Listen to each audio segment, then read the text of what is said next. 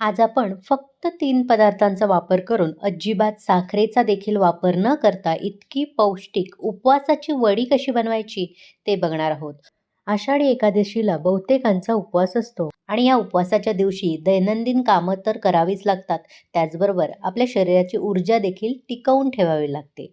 म्हणूनच आज मी तुम्हाला अतिशय पौष्टिक, शरीराला तितकेच फायदे देणारी ही अशी मस्त उपवासाची वडी कशी बनवायची ते दाखवणार आहे. कोणत्याही प्रकारे खवा, दूध, मिल्क पावडर, साखर कशाचाही वापर न करता महिनाभर ही वडी तुम्ही टिकवून ठेवू शकता.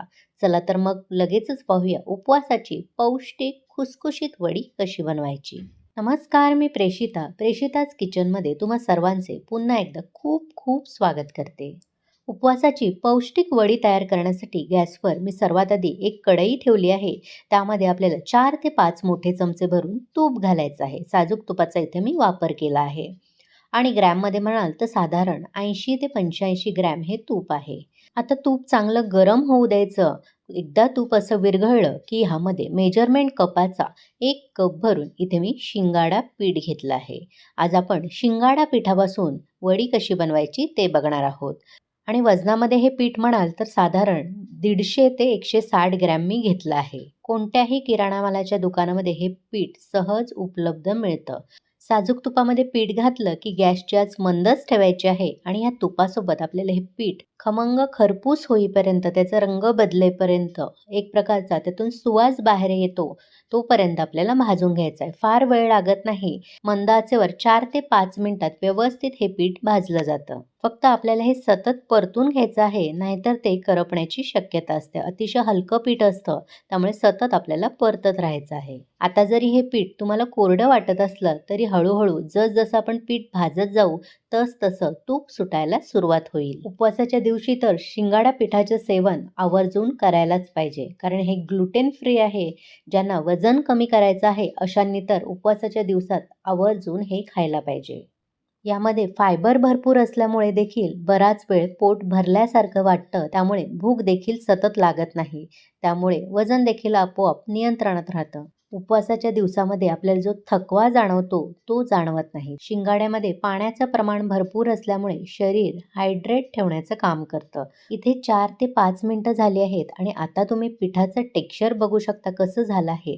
मगाशी म्हटल्याप्रमाणे याला तूप व्यवस्थित असं सुटलं जातं जेव्हा हे पीठ व्यवस्थित भाजलं जातं. इथे बघू शकता रंगसुद्धा बदलला गेला आहे. अगदी खमंग खरपूस असा रंग आला आहे आणि सुवाससुद्धा भरपूर असा घरामध्ये पसरला गेला आहे.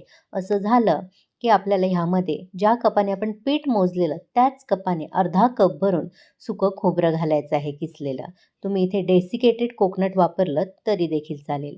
सोबतच काही मी सुक्या मेव्याचे कापसुद्धा घालणार आहे. हे पूर्णपणे ऐच्छिक आहे. घालायचं असेल तर वापरू शकता, नाही घातले तरी देखील चालेल. इथे मी काजू, बदाम आणि थोडेसे बेदाणे वापरले आहेत. आता सुद्धा गॅस आपल्याला मंदच ठेवायचा आहे आणि मंद आचेवर पुढचे 1 ते 2 मिनिटं सुकं खोबरं भाजेपर्यंत आणि सुकामेवासुद्धा हलकासा भाजेपर्यंत आपल्याला परतून घ्यायचा आहे. ह्याच्यामध्ये भरपूर आपण तूप घातलेलं आहे आणि पिठाची उष्णता, यामुळे हे व्यवस्थित भाजलं जातं. वेगळं असं सुकं खोबरं किंवा सुकामेवा आपल्याला भाजावा लागत नाही किंवा जास्तीचं तूपसुद्धा वापरावं लागत नाही. एकीकडे मी खोबरं आणि पीठ चांगलं परतून घेत आहे, तोपर्यंत आपण एक पूर्वतयारी करूया. इथे एका प्लेटला, ज्या प्लेटमध्ये तुम्ही वडी थापणार आहात त्याला थोडंसं साजूक तूप ब्रशच्या मदतीने लावून घ्यायचं, म्हणजे वड्या अगदी सहज आपल्या सुटल्या जातील. इथे बघू शकता पुढच्या 1-2 मिनिटातच व्यवस्थित खोबरंसुद्धा भाजलं गेलं आहे आणि सुकामेवासुद्धा छान परतून आला आहे. त्यातून एक प्रकारचा सुगंध बाहेर पडायला सुरुवात झाली आहे. असं झालं की लगेचच आपल्याला गॅस बंद करून घ्यायचा आहे. यापेक्षा जास्त आपल्याला करपवायचं नाही. आता या वड्या आणखीन स्वादिष्ट होण्यासाठी यामध्ये अर्धा चमचा भरून वेलची पावडर घालायची आहे. सोबतच आपण आज साखर न वापरता गूळ घालून ह्या वड्या करणार आहोत, त्यामुळे थोडंसं जायफळ मी किसून घालणार आहे. आता यामध्ये लगेचच आपल्याला गोडीसाठी बारीक किसलेला गूळ घालायचा आहे. गूळ शक्यतो एकदम बारीक चिरून घ्यायचा किंवा किसून घ्यायचा, कारण आपण अजिबात गुळाचा इथे कुठेही पाक करणार नाही आहोत. त्यामुळे आपल्याला गूळ अगदी बारीक किसून घेणं गरजेचं आहे. मी किसणीवर किसून घेतला आहे गूळ. गूळ किती घालायचं हे तुमच्यावर आहे. तुमच्या आवडीनुसार गोडाचं प्रमाण कमी अधिक करू शकता. पण मी इथे ज्या कपाने आपण पीठ मोजलेलं त्याच कपाचा अर्धा कप भरून बारीक किसलेला गूळ घातला आहे. आता हा गूळ व्यवस्थित यामध्ये एकजीव करून घ्यायचा. पीठ अजूनही गरम आहे. बारीक किसलेला गूळ असल्यामुळे लगेचच विरघळला जातो. वेगळा असं पाक आपल्याला करावा लागत नाही. आज मी तुम्हाला अतिशय साध्या सोप्या पद्धतीने अचूक प्रमाण आणि ही पद्धत सांगितली आहे. त्यामुळे फारशी मेहनतसुद्धा करावी लागत नाही. झटपट आपल्या वड्या तयार होतात. प्रमाणसुद्धा अगदी सोपं आहे. 1 वाटी भरून शिंगाड्याचं पीठ, अर्धी वाटी भरून सुकं खोबरं आणि अर्धी वाटी भरून बारीक किसलेलं गूळ. एवढं सोपं प्रमाण आहे. कोणाच्याही लक्षात राहील एवढं सोपं. गूळ बघू शकता व्यवस्थित विरघळला गेला आहे. आता हे मिश्रण हळूहळू कोरडं व्हायला सुरुवात होईल. त्याआधीच आपण जे तूप लावलेली प्लेट आहे, त्या प्लेटवर हे गरम असलेलंच मिश्रण ओतायचं आहे. फार थंड करायचं नाही, नाहीतर वड्या आपल्याला व्यवस्थित थापता येणार नाही. शिंगाड्याचं पीठ थोडं सरसरीतच असतं, त्यामुळे भराभर आपल्याला हे यावर थापून घ्यायचं आहे. नाहीतर ते इथेच कोरडं बनेल. आता एखादा स्पॅच्युला असा घ्यायचा किंवा उलथनं घ्यायचं थोडंसं साजूक तूप लावून किंवा एखादी घरातली सपाट वाटी घेऊ शकता. त्याने घट्ट दाबून भराभर घ्यायचं आहे. आता ही वडी आणखीन सुंदर दिसण्यासाठी यावर थोडेसे पिस्त्याचे काप मी लावणार आहे आणि माझ्याकडे क्रॅनबेरी आहे, जी सुकामेवा असतो क्रॅनबेरीचा, तो इथे मी वरून असा लावणार आहे. तुमच्या आवडीनुसार तुम्ही सुकामेवा घालू शकता. आता हा सुकामेवासुद्धा उलटण्याने थोडासा दाबून घ्यायचा आहे, म्हणजे वडीला तो व्यवस्थित चिकटला जाईल.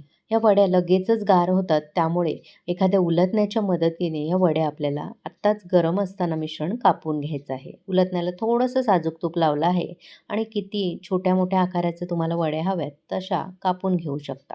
सुरीने सुद्धा तुम्ही कापून घेऊ शकता. अजूनही वडीचं मिश्रण गरम आहे. वरून वड्या गार झाल्या आहेत, पण जी प्लेटची खालची बाजू आहे ती थोडीशी गरम आहे. त्यामुळे ती थंड होण्याची 2-4 मिनिटं वाट बघूयात. इथे वडीचं मिश्रण पूर्णपणे गार झालं आहे. वड्या व्यवस्थित सेट झाल्या आहेत. आता एखादी सुरी घ्यायची आणि या वडीच्या अशा कडा सोडवून घ्यायच्या आणि लगेचच ही वडी काढून घ्यायची. बघू शकता किती सुंदर आपली वडी तयार झाली. वडीचं टेक्स्चर बघू शकता किती सुंदर आलेलं आहे. फार पातळ सुद्धा मी वड्या केल्या नव्हत्या, त्यामुळे वडीचं टेक्स्चर फारच सुंदर आलं आहे. प्लेटला अजिबात वडीसुद्धा चिकटली गेली नाही. बघू शकता. तुम्हाला माझी आजची रेसिपी कशी वाटली? आवडली असेल तर एक लाईक करा. नेहमीप्रमाणे जास्तीत जास्त लोकांना शेअर करा. प्रेषिताच किचनला अजूनही सबस्क्राईब केलं नसेल तर लगेचच सबस्क्राईब करा. सोबत असलेलं नोटिफिकेशनचं ऑलचं बटन दाबा, जेणेकरून माझ्या अशाच सर्व रेसिपी तुम्हाला लगेचच पाहता येतील. वड्या जितक्या सुंदर दिसतात तितक्याच पौष्टिक आहे आणि वडी मी तुम्हाला तोडून सुद्धा दाखवते, म्हणजे तुम्हाला अंदाज येईल किती खुसखुशीत या वड्या तयार होतात. अगदी तोंडात टाकताच विरघळतील अशा वड्या तयार होतात. मी सांगितलेल्या साध्या सोप्या पद्धतीने आणि अचूक प्रमाणात ह्या वड्या तुम्ही सुद्धा करून बघा आणि कशा झाल्या ते कमेंट करून मला नक्की कळवा. चला तर मग पुन्हा भेटू अशाच मस्त स्वादिष्ट भरपूर टिप्स, अचूक प्रमाण आणि एखाद्या नवीन रेसिपीसह. धन्यवाद.